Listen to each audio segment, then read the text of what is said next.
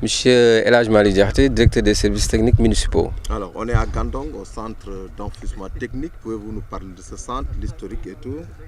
Voilà, le centre d'enfouissement technique, c'est le lieu où on évacue les déchets au niveau de la ville de Saint-Louis. Donc, on a acquis dans le cadre de la coopération technique belge, dans le cadre qu'on a appelé le plan de nettoiement de la ville de Saint-Louis. Le plan d'appui au nettoiement de la ville de Saint-Louis, le PNSL,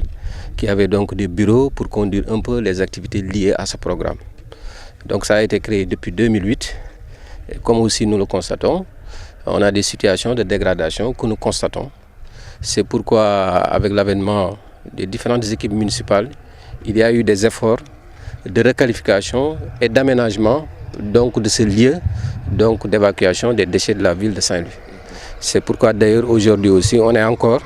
avec des partenaires qui ont des solutions assez expérimentales et assez innovantes pour nous permettre aussi de traiter au mieux les déchets que nous produisons au niveau de la ville de Saint-Louis.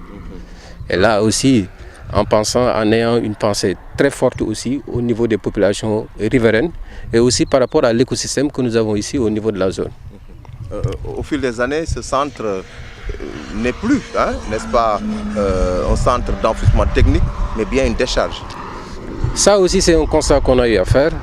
parce qu'en réalité aussi, ça a été un ouvrage qui n'était pas connu en termes d'exploitation aussi à l'époque par le personnel qui était dédié à la gestion des déchets.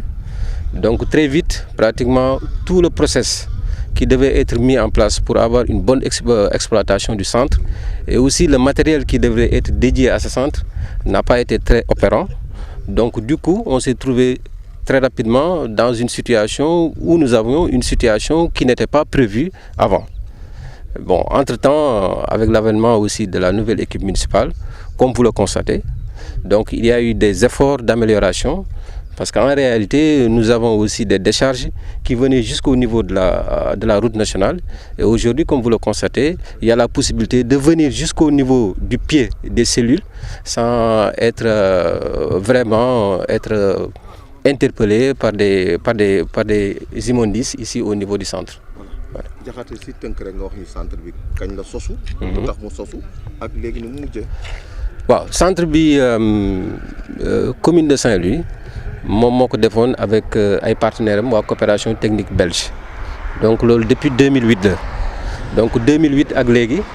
donc gis nañu aussi am na ay dégradation yi nga xam ni constaté nañ ko si mais yi nga xam ni aussi si njëlbeen gisoon nañ ko parce que dafa nekkoon benn équipement bi nga xam ni xëy na à l'époque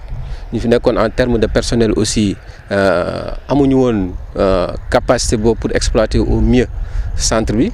donc du coup dañu gis très rapidement ay situation de débordement yi nga xam ni dañ ko constaté en plus de cela aussi yeneen yi nga xam ni moom moo waroon appuyer centre bi pour mu nekk vraiment lieu bi nga xam ni comme ni ñu ko xalaatee woon noonu lay amee dafa sooxe woon parce que normalement su ñu ko gisee fii waroon na am bloc administratif ba ñu xam ni suñu ñëwee fii rek dañuy xam que ni centre bi fii la nekk.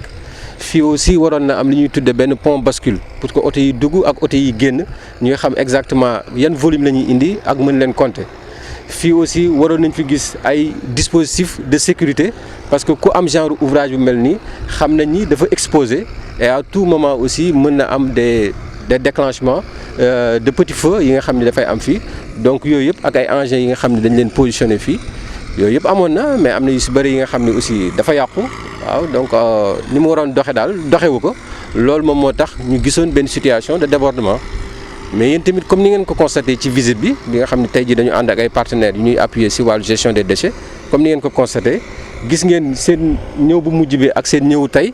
gis ngeen aussi amélioration yi nga xam ne am nañ ko pour que actuellement nit mën na ñëw accéder au niveau du centre sans mu am problème yi nga xam ne dañ ko doon am parce que fii ñu taxaw tey amoon na benn période bi nga xam ne pratiquement fii kenn mënu fi woon sax egsi tey jii gis nañu oto yi ñëw nañu ba fii